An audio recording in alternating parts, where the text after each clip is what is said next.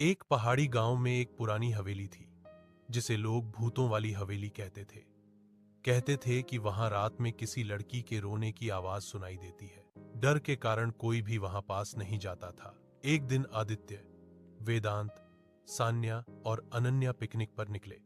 रास्ते में उन्हें वही हवेली दिखाई दी, टूटा फाटक, जंग लगे दरवाजे और अजीब सी खामोशी। सान्या उत्सुकता से बोली, चलो अंदर चलते हैं, पता लगाते हैं सच क्या है। वेदांत घबराया, नहीं, ये जगह ठीक नहीं है।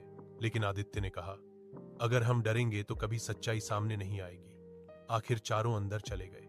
अंदर अंधेरा था, हवा की सीटी जैसे किसी की चीख हो।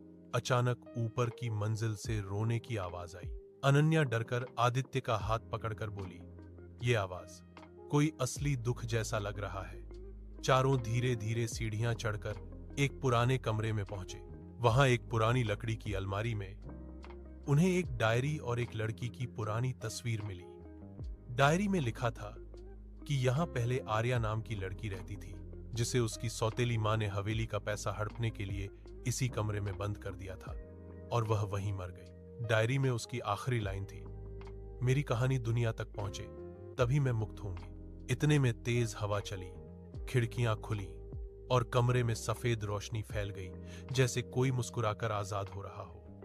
चारों घबराकर बाहर दौड़े। पीछे मुड़कर देखा तो दीवार पर चमकते शब्द थे, अब मैं मुक्त हूं। उस दिन के बाद हवेली से रोने की आवाज कभी नहीं आई। चारों ने गांव वालों को सच्चाई बताई और गांव ने आर्या की याद में दीप जलाए।